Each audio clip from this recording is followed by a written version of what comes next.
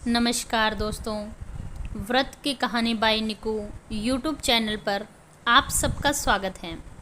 दोस्तों, आज शनिवार के दिन मैं आपको शनि और हनुमान जी की एक ऐसी कथा सुनाने वाली हूँ जिसे सुनने से भगवान शनिदेव और पवन पुत्र हनुमान दोनों ही खुश होते हैं और इस कथा को सुनने से शनिदेव की ढैया और साढ़े साती के जो दुष्प्रभाव है उनसे मुक्ति मिलती है।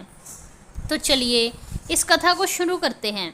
पौराणिक कथा के अनुसार शनिदेव को अपनी शक्तियों पर घमंड हो गया क्योंकि वह अपनी वक्र दृष्टि से किसी का भी अहित कर सकते थे। एक बार जब हनुमान जी जंगल में बैठकर राम नाम की भक्ति कर रहे थे, उसी समय शनिदेव वहां से गुजर रहे थे। उनकी दृष्टि हनुमान जी पर पड़ी और उन्होंने बजरंगबली पर वक्र दृष्टि डालने का सोचा, लेकिन इसका हनुमान जी पर कोई भी प्रभाव न पड़ा। इस पर शनिदेव क्रोधित हो उठे और उन्होंने इससे हनुमान जी को ललकारा, लेकिन इसका भी हनुमान जी पर कोई असर नहीं हुआ और वे पहले की तरह राम नाम में लीन रहे। बात को अनसुनी करने पर शनिदेव का क्रोध और भी बढ़ गया। इस पर शनिदेव ने कहा, अब मैं तुम्हारी राशि में प्रवेश करने जा रहा हूँ।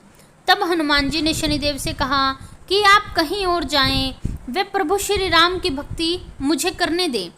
इस पर शनिदेव ने हनुमान जी को एक भुजा पकड़ ली और अपनी तरफ खींचने का प्रयास किया, लेकिन हनुमान जी ने एक ही झटके में शनिदेव से अपनी भुजा छुड़ा ली। इस पर शनिदेव ने विकराल रूप धारण कर लिया और हनुमान जी की दूसरी बाह को पकड़कर उन्हें खींचने की कोशिश करने लगे। हनुमान जी अब तक तो शांत थे, लेकिन अब हनुमान जी को भी क्रोध आने लगा और उन्होंने शनिदेव को पूंछ में लपेट लिया। लेकिन इसके बाद भी शनिदेव का घमंड कम न हुआ और उन्होंने हनुमान जी से कहा, तुम्हारे प्रभु श्री राम भी मेरा कुछ नहीं बिगाड़ सकते। अपने आराध्य देव के बारे में ऐसी बातें सुनने के बाद हनुमान जी का क्रोध और भी प्रबल हो गया।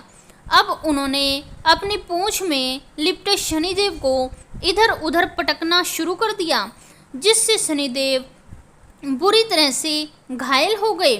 जब शनिदेव को एहसास हुआ कि यह कोई साधारण वानर नहीं, तो उन्होंने सभी देवी देवताओं से मदद की गुहार लगाई, लेकिन कोई भी उनकी सहायता करने के लिए नहीं आया। तब शनिदेव को अपनी गलती का एहसास हुआ और उन्होंने हनुमान जी से क्षमा याचना की और कहा कि मैं आपकी छाया से भी दूर रहूँगा।